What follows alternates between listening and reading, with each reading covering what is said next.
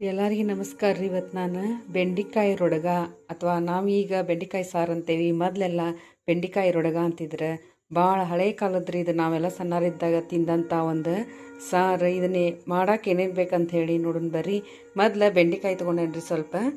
ಆಮೇಲೆ ಒಗ್ಗರ್ನಿಗೆ ಜೀರಿಗೆ, ಸಾಸಿವೆ, ಅರ್ಶಿಣ ಪುಡಿ, ಅಚ್ಚು ಖಾರದ ಪುಡಿ ಮತ್ತು ಸಾಂಬಾರು ಪೌಡ್ರ್, ಸ್ವಲ್ಪ ಕಡಲೆ ಹಿಟ್ಟು, 1 ಚಮಚದಷ್ಟು ಕಡಲೆ ಹಿಟ್ಟು ಮತ್ತು 1 ಚಮಚದಷ್ಟು ಜೋಳದ ಹಿಟ್ಟು ತೊಗೊಂಡಿದ್ದೇನೆ ರೀ. ಮತ್ತು ಕೊತ್ತಂಬರಿ, ಕರಿಬೇವು, ಶುಂಠಿ ಬೆಳ್ಳುಳ್ಳಿ ಪೇಸ್ಟ್, ಒಂದು ಸ್ವಲ್ಪ ಹುಣಸೆ ಹಣ್ಣು.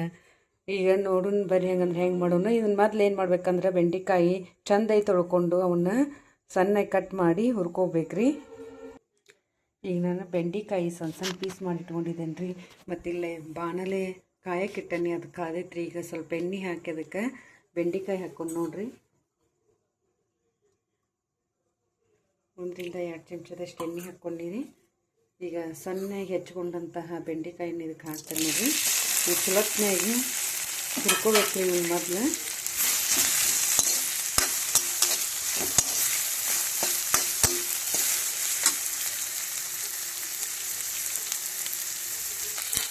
ನೋಡ್ರಿ, ಇಲ್ಲಿ ಬೆಂಡೆಕಾಯಿನ ಚಲೋತ್ನಾಗಿ ಕೆಂಪಾಗೋಂಗೆ ಹುರ್ಕೋಬೇಕು.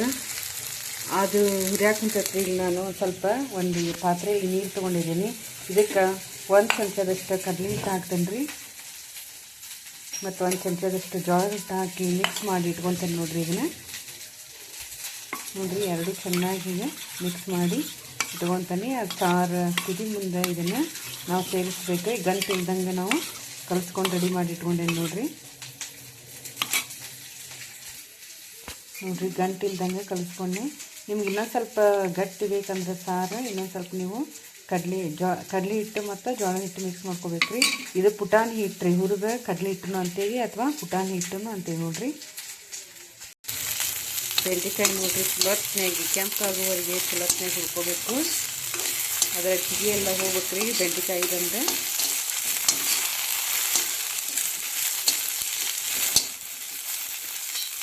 ಈಗ ಇದನ್ನು ಬೇರೆ ಕಡೆ ಎತ್ತಿಟ್ಟು ಈಗ ಬೆಂಡೆಕಾಯಿ ರೊಡಗ ಮಾಡೋಕ್ಕೆ ಒಂದು ಬಾಣಲೆ ಇಟ್ಕೊಂಡು ಒಗ್ಗರಣೆಯನ್ನು ತಯಾರು ಮಾಡೋಣ ರೀ.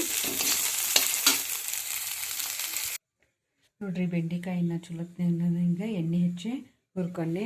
ಇಲ್ಲೇ ಒಂದು ಬಾಣಲೆ ಇಟ್ಕೊಂಡೇನಿ ರೀ. ಅದಕ್ಕೆ ನಾನು 2 ರಿಂದ 3 ಚಮಚದಷ್ಟು ಎಣ್ಣೆ ಹಾಕ್ತೀನಿ ನೋಡಿರಿ. ಎಣ್ಣೆ ಸ್ವಲ್ಪ ಕಾಯಿಲಿ. ಈಗೇನು ಕರಿತ್ರಿ, ಇದಕ್ಕೆ ನಾನು ಜೀರಿಗೆ 1 ಚಮಚೆ, ಸಾಸಿವೆ ಒಂದು ಸ್ವಲ್ಪ, ಆಮೇಲೆ ಕರಿಬೇವು, ಬೆಳ್ಳುಳ್ಳಿ ಹಾಕ್ತೀನಿ. ಆಮೇಲೆ ಒಂದು ಸ್ಪೂನ್ದಷ್ಟು ಅಕ್ಕಿ ಪೌಡ್ರ್ ಹಾಕ್ತೀನಿ. ಇದು ಚಲೋತ್ನಾಗಿ ಕೈ ಹಾಕಿ ಆಮೇಲೆ 1 ಚಮಚದಷ್ಟು ಅಚ್ಚ ಖಾರದ ಪೌಡ್ರ್ ಹಾಕ್ತೇನೆ ರೀ.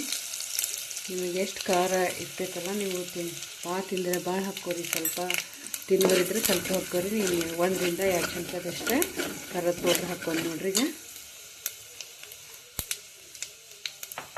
ಈಗ ನಾ ಇದಕ್ಕೆ ಹುಣಸೆ ರಸವನ್ನು ಹಾಕ್ಕೊತೇನೆ ರೀ.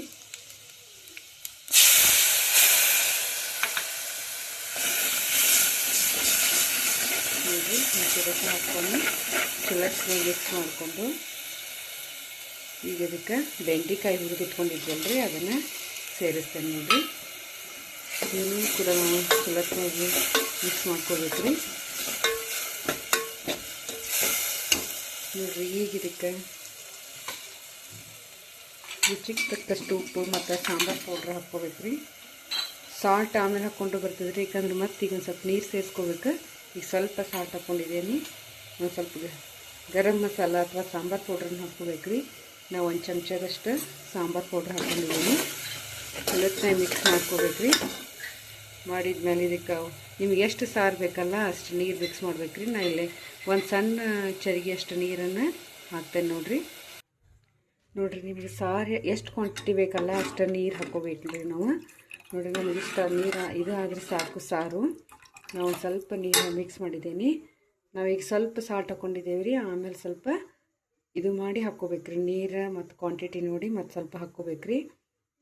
ಈಗ ಚಲೋತ್ನಾಗಿ ಕುದಿಲ್ರಿ. ಇದು ಕುದ್ದಾದ್ಮೇಲೆ ನಾವು ಜೋಳದ ಹಿಟ್ಟು ಮತ್ತು ಪುಟಾಣಿ ಹಿಟ್ಟು ಮಿಕ್ಸ್ ಮಾಡಿಟ್ಟಿದ್ವಲ್ರಿ ಅದನ್ನು ಸೇರಿಸ್ಬೇಕ್ರಿ. ಆಮೇಲೆ ಶುಂಠಿ ಬೆಳ್ಳುಳ್ಳಿ ಪೇಸ್ಟನ್ನು ಈ ಕುದಿ ಮುಂದೆ ಸೇರಿಸ್ಬೇಕ್ರಿ, ಅಂದ್ರೆ ರುಚಿ ಬರ್ತೈತಿ. ನೋಡಿರಿ ಸಾರು ಇನ್ನೂ ಕುದಿಯಾಕ ಕುಂತೈತಿ.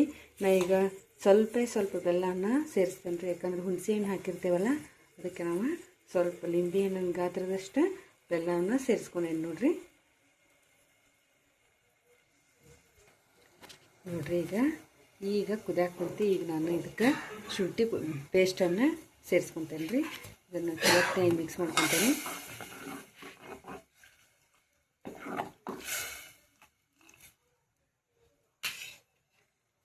ಅದು ಚಲೋತ್ನಾಗಿ ಕುದಿ ಬರಲ್ರಿ. ಆಮೇಲೆ ನಾವು ಅದಕ್ಕೆ ಪುಟಾಣಿ ಹಿಟ್ಟು ಅಥವಾ ಜೋಳ ಹಿಟ್ಟು ಒಂದೇ ಥರ ಕೂಡ ಸೇರಿಸ್ಕೋಬೋದ್ರು. ಅದರ ರುಚಿಗಾಗಿ ನಾನು ಸ್ವಲ್ಪ ಪುಟಾಣಿ ಹಿಟ್ಟನ್ನು ಸೇರಿಸ್ತೇನೆ ರೀ. ನೋಡಿರಿ ಸಾರು ಚಲೋತ್ನಾಗೆ ಕುದಿಯಾಕ ಕುಂತೈತಿ. ಈಗ ನಾನು ಇದಕ್ಕೆ ಮಿಕ್ಸ್ ಮಾಡಿ ಇಟ್ಕೊಂಡಂತಹ ಪುಟಾಣಿ ಹಿಟ್ಟು ಮತ್ತು ಜೋಳದ ಹಿಟ್ಟನ್ನು ಸೇರಿಸ್ತೇನೆ ನೋಡಿರಿ.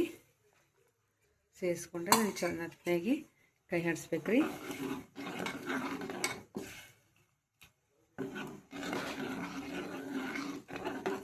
ನಾವೇ ಸಣ್ಣರಿದ್ದಾಗ ನಮ್ಮ ಊರಾಗೆಲ್ಲ ನಮ್ಮ ತಾಯಿಂದ್ರಿ ಇಂಥ ಸಾರುಗಳೆಲ್ಲ ಮಾಡ್ತಿದ್ರಿ. ಇವು ಆರೋಗ್ಯಕ್ಕೆ ಭಾಳ ಒಳ್ಳೆಯವ್ರಿ.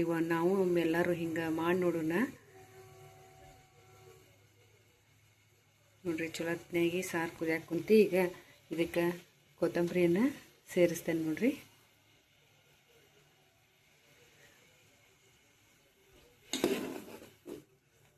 ಆರೋಗ್ಯಕರವಾದಂತಹ ನಮ್ಮ ಹಿಂದಿನ ಕಾಲದಲ್ಲಿ ಮಾಡಿದಂತಹ ಬೆಂಡೆಕಾಯಿ ರೊಡಗ ರೆಡಿ ಆಯ್ತು ನೋಡಿರಿ.